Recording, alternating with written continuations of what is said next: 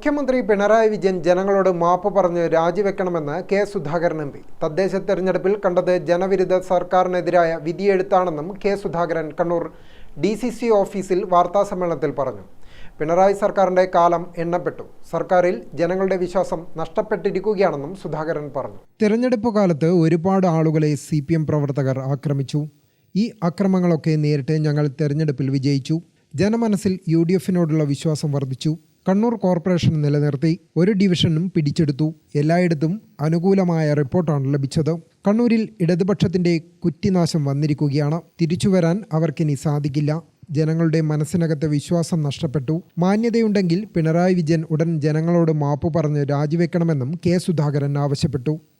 അഹങ്കാരം, ധാർഷ്ട്യം, അക്രമം, ധൂർത്ത്, അഴിമതി ഇതൊക്കെ കേരളത്തിലെ ജനങ്ങൾ മനസ്സിലേറ്റി നടക്കുന്ന ഒരുപാട് വികാരങ്ങളാണ്.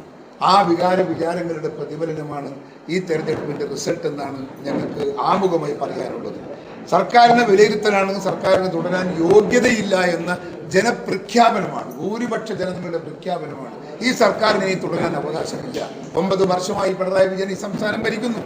ഈ സംസ്ഥാനത്തെ സാധാരണക്കാരുടെ പ്രശ്നങ്ങൾ, അടിസ്ഥാന പ്രശ്നങ്ങൾ പരിഹരിക്കാൻ ഒരിടത്തും ഒരു വിഷയത്തിലും അദ്ദേഹത്തിന് സാധിച്ചിട്ടില്ല. ചുമ്മാ വർത്തമാനം പറയുക എന്നതിനല്ലാതെ അപ്പുറത്ത് കള്ളപ്പണവും കൊള്ളപ്പണവും കൊണ്ട് രാഷ്ട്രീയ പണമുണ്ടാക്കാനുള്ള ഏക മാർഗം കണ്ടെത്തലാണ് അദ്ദേഹത്തിൻ്റെ ഇതുവരെയുള്ള രാഷ്ട്രീയ പ്രവർത്തനം, മുഖ്യമന്ത്രി എന്ന നിലക്കുള്ള പ്രവർത്തനം അതായിരുന്നു എന്നതാണ് സത്യം.